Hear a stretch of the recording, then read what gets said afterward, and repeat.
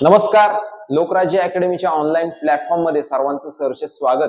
तर आजचं जे काही लेक्चर आहे आपलं कुठलाही टॉपिक वगैरे नाहीये, परंतु मराठी व्याकरणामध्ये 25 पैकी 25 मार्क हे पोलीस भरतीमध्ये नेमके कसे मिळवायचे तर याबाबत आज मी तुम्हाला मार्गदर्शन करणार आहे। बऱ्याच विद्यार्थ्यांना जर आपण पाहिलं तर मराठी व्याकरणमध्ये 25 पैकी जवळजवळ 18, 19, 20 असे मार्क येतात। मग उरलेले जे काही 4-5 मार्क आहेत हे नेमके जातात कुठं, तर व्हिडिओमध्ये शेवटपर्यंत टिकून राहा। खूप मोलाची माहिती आणि खूप मोलाच्या ट्रिक या तुम्हाला या व्हिडिओच्या माध्यमातून मिळणार आहेत की नेमके कोणकोणत्या घटकांवरती आपण मराठी व्याकरणामध्ये काम करून 25 पैकी 25 असे आउट ऑफ मार्क्स मिळवू शकतो। चला जास्त वेळ न घेता आपण सुरू करूयात।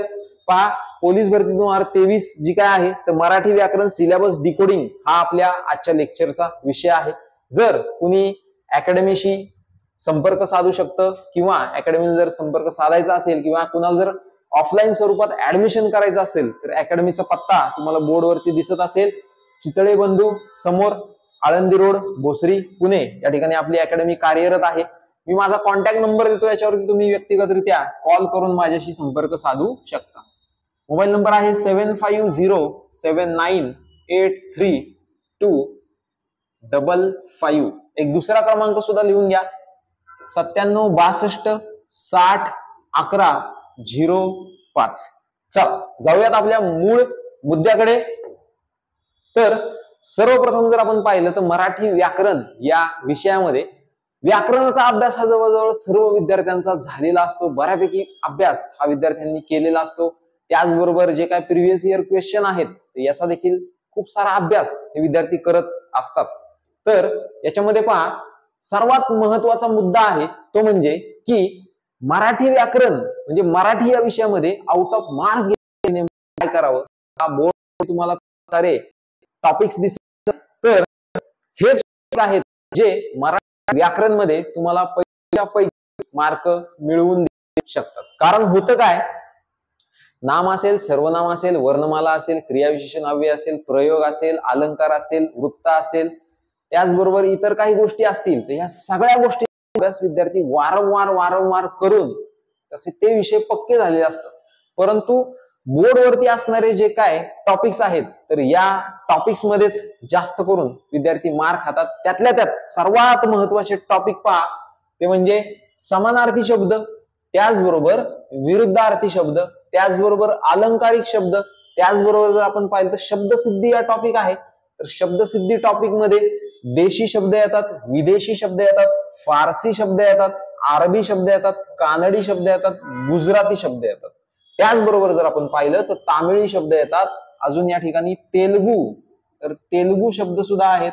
आणि पुढे जर आपण पाहिलं तर अंशाभ्यस्त शब्द आहे, त्याचबरोबर पूर्ण अभ्यस्त शब्द। ठीक आहे, म्हणजे हे जे टॉपिक आहेत तर या टॉपिक मध्ये जवळजवळ तुमचे 4 ते 5 मार्क्स हे दडलेले आहेत।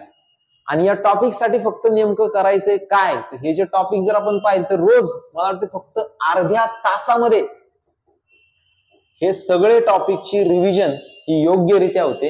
त्यासाठी करायचंय काय, तुम्हाला फक्त रोजचा जो काय अर्धा तास आहे रात्री झोपण्याआधीचा किंवा सकाळी उठल्या तर या अर्ध्या तासामध्ये रोज हे जे काय 5-6 टॉपिक मी तुम्हाला सांगितले हे योग्यरित्या याचा अभ्यास करणं खूप गरजेचं आहे।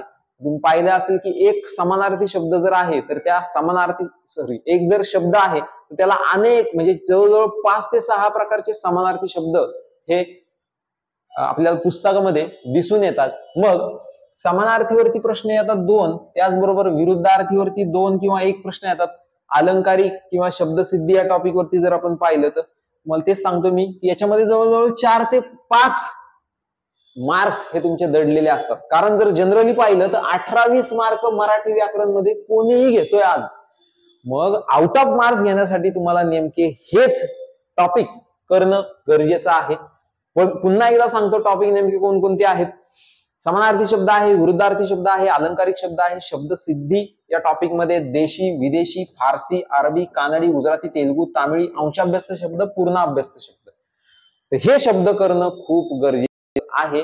त्याशिवाय मराठी व्याकरणला मार्क्स येत नाही। त्याचबरोबर या ठिकाणी जर आपण पाहिलं तर लिंग हा एक टॉपिक आहे, त्याच्यामध्ये जर आपण पाहिलं तर याच्यामध्ये किंवा लिंगामध्ये नेमकं विचारलं जातंय काय की कुठला शब्द हा तीनही लिंगामध्ये आहे, किंवा जर वाघ्या हा शब्द असेल तर वाघ्याचं विरुद्ध लिंगी नाम कुठलं आहे, तर वाघ्याचं विरुद्ध लिंगी नाम आहे मुरळी. अशा प्रकारचे प्रश्न आपल्याला परीक्षेमध्ये विचारलेले आहेत. त्यामुळे ह्या प्रश्नांवरती जर तुम्हाला कमांड ठेवायची असेल तर तुम्हाला हे एवढे टॉपिक जे आहेत हे एवढे टॉपिक परफेक्टरित्या रोजची रोज याची रिव्हिजन करणं गरजेचं आहे. ठीक आहे.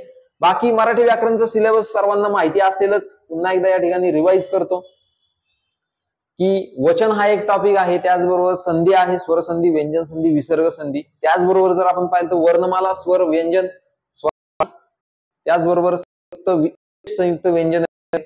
पुढे जर आपण पाहिलं तर शब्दांच्या जाती खूप आहेत. शब्दांच्या जाती एकूण 8 प्रकारच्या. नाम, सर्वनाम असेल, त्याचबरोबर आपण पाहिलं विशेषण आहे, पद आहे, क्रियाविशेषण अव्यय आहे, शब्दयोगी अव्यय आहे, केवल प्रयोगी अव्यय आहे, उभयान्वयी अव्यय आहे. शब्दांच्या 8 जाती खूप महत्वाच्या आहेत.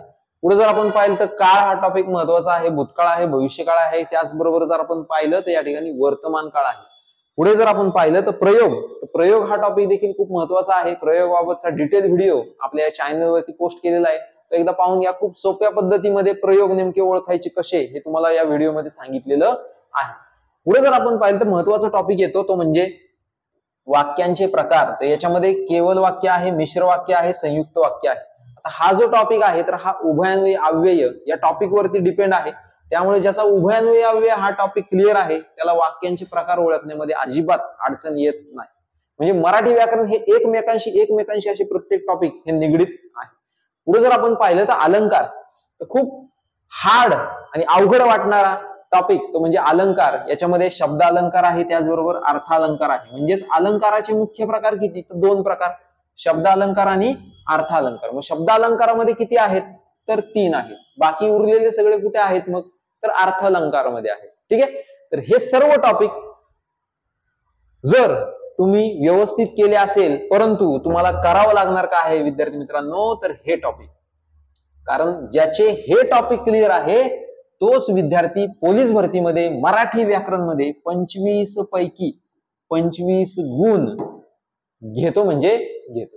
तर मला वाटतंय या व्हिडिओमधून खूप सारी चांगली माहिती तुम्हाला मिळाली असेल. तर चॅनलवरती जर तुम्ही नवीन असाल तर चॅनलला सबस्क्राईब करा. त्याचबरोबर ही माहिती विद्यार्थ्यांपर्यंत पोहोचवा, जेणेकरून प्रत्येक विद्यार्थी मराठी व्याकरण मध्ये 25 पैकी 25 मार्क्स घेईल. कमेंट करा की पुढचा जो काही व्हिडिओ असणार आहे म्हणजे मराठी व्याकरण संदर्भात हा कुठल्या टॉपिक वरती मी व्हिडिओ तुमच्यासाठी आणावा. धन्यवाद. या ठिकाणी मी थांबतो. जय हिंद, जय महाराष्ट्र.